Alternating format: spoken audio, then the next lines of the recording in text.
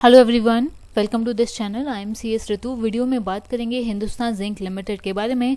कल बहुत important day है। हिंदुस्तान जिंक लिमिटेड के कल फाइनेंशियल रिजल्ट्स अप्रूव होंगे मार्च क्वार्टर के। कितने बजे रिजल्ट्स आएंगे एंड कैसे रिजल्ट्स रह सकते हैं, रिजल्ट से क्या एक्सपेक्टेशन है, मैनेजमेंट की कमेंट्री में कौन कौन सी बातों का हमें ख्याल रखना है, कौन कौन सी बातें हमें हिंदुस्तान जिंक लिमिटेड के केस में एनालाइज करनी है, ये जानेंगे हम इस वीडियो में। सो वीडियो को स्टार्ट करते हैं।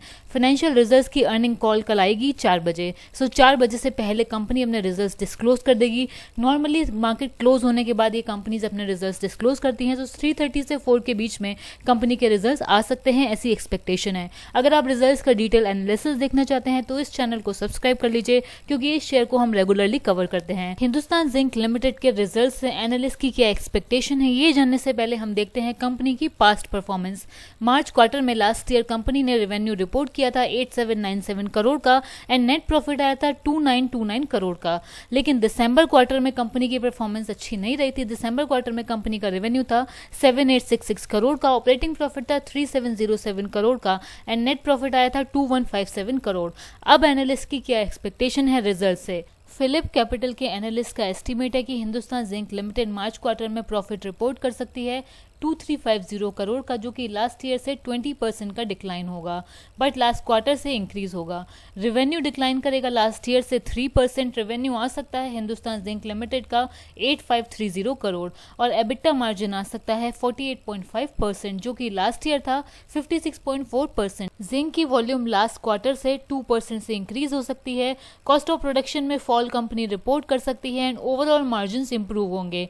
ये एस्टिमेट है फिलिप कैपिटल के एनालिस्ट का कंपनी के रिजल्ट्स के लिए। कोटक इंस्टीट्यूशनल इक्विटीज के एनालिस्ट की एक्सपेक्टेशन है कि कंपनी की जिंक, लेड और सिल्वर की सेल्स वॉल्यूम तो इंक्रीज होगी, लेकिन कंपनी का नेट प्रॉफिट आएगा 2462 करोड़, जो कि ईयर ऑन ईयर बेसिस पे 16% डिक्लाइन करेगा एंड सेल्स आएंगी 8625 करोड़, जो कि 2% ईयर ऑन ईयर बेसिस पे डिक्लाइन करेगी। एंड मोतीलाल ओसवाल सिक्योरिटीज के एनालिस्ट की एक्सपेक्टेशन है कि हिंदुस्तान जिंक का एडजस्टेड प्रॉफिट आ सकता है 2765 करोड़, जो कि ईयर ऑन ईयर बेसिस पे 5.6% डिक्लाइन करेगा एंड सेल्स आ सकती हैं 8455 करोड़, जो कि ईयर ऑन ईयर बेसिस पे 3.9% ड्रॉप होंगी। बट हिंदुस्तान जिंक लिमिटेड के केस में मैनेजमेंट का गाइडेंस बहुत इंपॉर्टेंट है। मैनेजमेंट की गाइडेंस में हमें 3-4 चीजों को देखना होगा।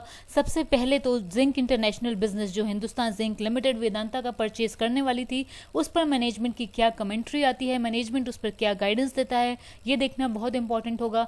इसके अलावा हिंदुस्तान जिंक लिमिटेड एक हाई डिविडेंड पेइंग कंपनी है।